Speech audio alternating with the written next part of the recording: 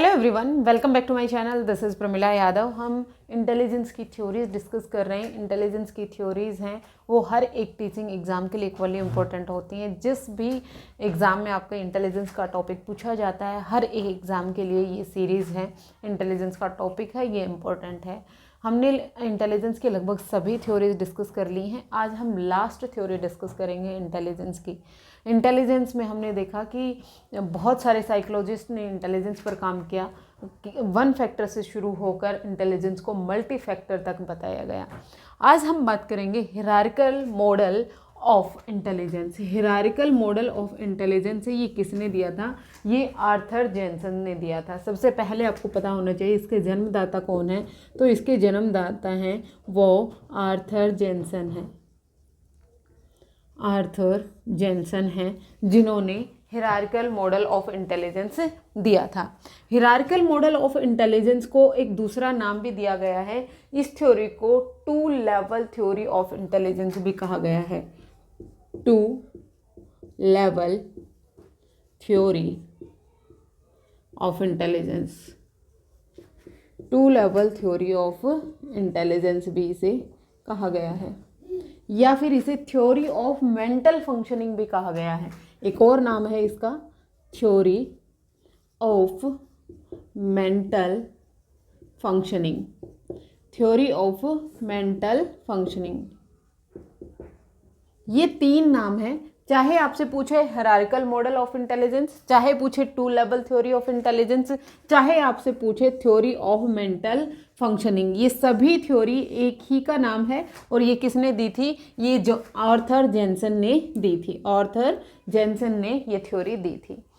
ये कहते हैं कि जो स्पीयरमैन ने जी फैक्टर की बात की थी, स्पीयरमैन ने जी फैक्टर की बात की थी कि एक जनरल फैक्टर होता है इंटेलिजेंस का, एक सामान्य फैक्टर होता है।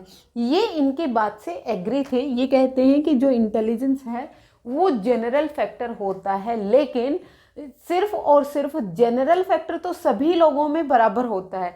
इसके अलावा भी एक फैक्टर होता है जो सब में नहीं होता है। इन्होंने टू लेवल की बात की। पहला लेवल इन्होंने कहा एसोसिएटिव इंटेलिजेंस। पहली क्या बताई इन्होंने? Associative intelligence.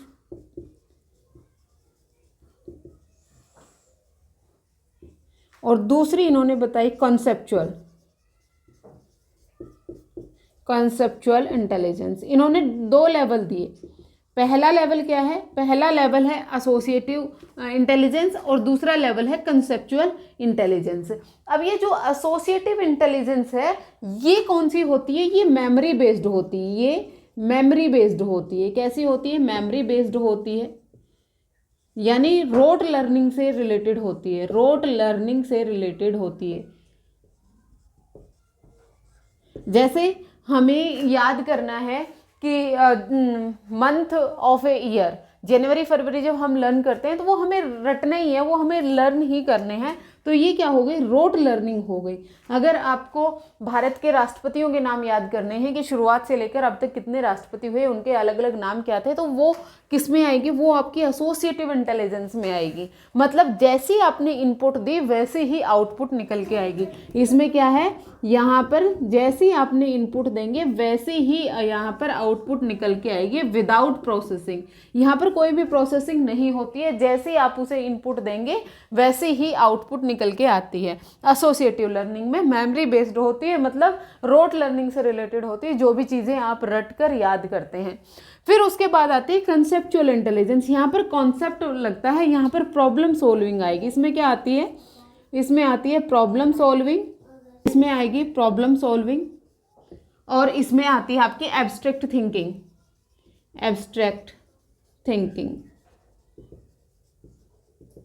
यहाँ पर क्या आया आपका? प्रॉब्लम सॉल्विंग आई और एब्स्ट्रैक्ट थिंकिंग आई। मतलब यहाँ पर आप कुछ भी इनपुट देंगे, आपने कुछ भी इनपुट दी, उस इनपुट की क्या होगी? प्रोसेसिंग होगी। यहाँ पर क्या होगी? प्रोसेसिंग होगी। यहाँ पर आप अपनी नॉलेज लगाएंगे, उसमें आप कुछ मॉडिफिकेशन करेंगे, फिर उसके बाद आउटपुट निकल के आएगी। मतलब आपने कोई भी एक क्वेश्चन दिया सोल्व करने के लिए मैथ का, तो वो क्या है? आपकी इनपुट है। आपने एक प्रॉब्लम दी, अब उस प्रॉब्लम का सॉल्यूशन ढूंढा जाएगा कि इस प्रॉब्लम का सॉल्यूशन मैं किस किस तरीके से कर सकता हूँ। वो क्या हो रही है? ये आपकी प्रोसेसिंग हो रही है और जो आउटपुट निकल के आएगी वो अलग होती है, डिफरेंट आउटपुट निकल के आती है। एसोसिएटिव लर्निंग में तो जैसे आप इनपुट डालेंगे वैसे ही आउटपुट निकल के आएगी। मतलब जैसे आपने भारत के प्रधानमंत्री के नाम याद किए, राष्ट्रपति, किसी का भी नाम आप लर्न कर रहे हैं, जैसी चीज़ें आप लर्न करेंगे वैसे ही आप, जब आपसे कोई पूछेगा तो आप बताएंगे। लेकिन कंसेप्चुअल इंटेलिजेंस में क्या है, इसमें जो इनपुट आपको मिली है उसकी पहले प्रोसेसिंग होगी, फिर आउटपुट निकल के आती है। ये 2 लेवल थे जो किसने बताए थे, जेनसन ने बताए थे अपनी थ्योरी में। ये कहते हैं कि ये जो एसोसिएटिव इंटेलिजेंस है ना, ये तो जनरल होती है। ये कैसी होती है, जनरल होती है, ये सब में होती है, लेकिन ये है ये स्पेसिफिक होती है, कुछ लोगों में ही होती है। अब इनकी ये थ्योरी है, ये निकल के कहाँ से आई, इनके एक स्टूडेंट थे जो स्पेशल चिल्ड्रंस पर काम कर रहे थे। उन्होंने देखा कि उनकी जो स्टडी थी वो अमेरिका और अफ्रीका के लोगों पे थी। उन्होंने देखा कि वहाँ पर वाइट जो बच्चे हैं, मतलब जो गोरे रंग के बच्चे हैं, उनमें इंटेलिजेंस ज़्यादा है। मतलब वो दोनों ही मेंटल रिटार्डेड हैं, वाइट और ब्लैक, 2 तरह के बच्चे हैं, वाइट और ब्लैक 2 तरह के बच्चे हैं। अब दोनों ही एमआर हैं, दोनों ही मेंटली रिटार्डेड हैं, पर इन्होंने देखा कि जो वाइट मेंटल रिटार्डेड बच्चे थे, इनमें जो प्रॉब्लम सॉल्विंग की स्किल्स थी वो ज़्यादा थी एज कंपेयर टू ब्लैक। तो इन्होंने कहा कि जो इंटेलिजेंस है वो हेरिडिटी से रिलेटेड होती है, इंटेलिजेंस है वो आनुवांशिकता से रिलेटेड होती है। इन्होंने हेरिडिटी को ज़्यादा इंपॉर्टेंस दी, इन्होंने आनुवांशिकता को ज़्यादा इंपॉर्टेंस दी। ये कहते हैं कि जो इंटेलिजेंस है वो किस पे डिपेंडेंट होती है, हेरिडिटी पे डिपेंडेंट होती है। यानी ये कहते हैं कि जो ये वाइट बच्चों के माता पिता थे ना, वो ज़्यादा इंटेलिजेंट थे, इसलिए ये इंटेलिजेंट हैं। और जो ये माइनॉरिटी ग्रुप वाले जो बच्चे हैं, जो ब्लैक बच्चे हैं, जो काले रंग वाले बच्चे हैं, इनकी जो इंटेलिजेंस है वो कम है, क्योंकि इनके माता पिता की इंटेलिजेंस कम है। तो इन्होंने क्या बताया, ये माइनॉरिटी वालों की इंटेलिजेंस कम होती है ड्यू टू हेरिडिटी, और ये जो वाइट वाले बच्चे हैं इनकी इंटेलिजेंस ज़्यादा होती है ड्यू टू हेरिडिटी। मतलब इन्होंने इंटेलिजेंस को हेरिडिटी से ज़्यादा रिलेटेड किया, इसीलिए इनका इसी बात पर सबसे ज़्यादा क्रिटिसिज्म हुआ, क्योंकि इन्होंने एनवायरनमेंट को बिल्कुल नेग्लेक्ट कर दिया। फिर दूसरा, इन्होंने ये 2 रेसेस की बात कर दी, ब्लैक एंड वाइट के बीच में इन्होंने कंट्रोवर्सी खड़ी कर दी, इसीलिए इनकी थ्योरी का क्रिटिसिज्म भी बहुत हुआ। फिर इन्होंने जब स्टडी की तो इन्होंने देखा कि जो आइडेंटिकल ट्विंस होते हैं, मतलब 2 जुड़वा बच्चे होते हैं, उनमें जो इंटेलिजेंस का कोरिलेशन है वो 0.89 होता है। ये आप याद रख लीजिएगा, 0.89 ये आइडेंटिकल ट्विंस का होता है। आइडेंटिकल ट्विंस का जो इंटेलिजेंस का कोरिलेशन है वो 0.89 होता है। मतलब इनमें 89% सिमिलरिटी पाई जाती है, जो 2 जुड़वा बच्चे होंगे। और 2 बच्चे जो जुड़वा नहीं है, एक ही माता पिता के 2 बच्चों में लगभग 0.50 पाई जाती है कोरिलेशन, यानी 50% उनकी इंटेलिजेंस में सिमिलरिटी पाई जाती है। अगर आइडेंटिकल ट्विंस हैं, दोनों जुड़वा बच्चे हैं, तो 0.89 है, और अगर एक ही माता पिता के 2 बच्चे हैं तो उनमें 0.50 कोरिलेशन पाया जाता है, यानी 50% उनकी इंटेलिजेंस, उनकी प्रॉब्लम सॉल्विंग की जो स्किल्स हैं वो लगभग सिमिलर होते हैं, क्योंकि इन्होंने इंपॉर्टेंस किसको दी है, आनुवांशिकता को दी है।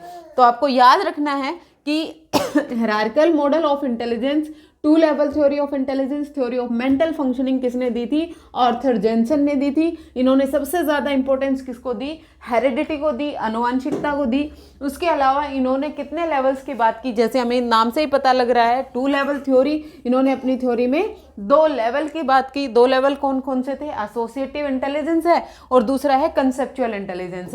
एसोसिएटिव इंटेलिजेंस है ये मेमोरी बेस्ड होगा, रोट लर्निंग से रिलेटेड होगा, फैक्ट स्टोरेज से रिलेटेड होगा, और जो कंसेप्चुअल थिंकिंग है ये प्रॉब्लम सॉल्विंग से होती है, समस्या समाधान से होती है, एब्स्ट्रैक्ट थिंकिंग यानी अमूर्त चिंतन से रिलेटेड होती है, क्रिएटिविटी यानी रचनात्मकता से रिलेटेड होती है।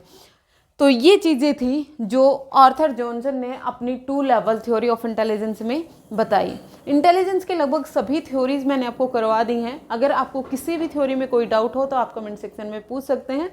अगर आपको वीडियोस पसंद आ रही हैं तो आप लाइक, शेयर एंड सब्सक्राइब कर दीजिएगा। आज के लिए इतना ही, मिलते हैं फिर से। Thank you very much.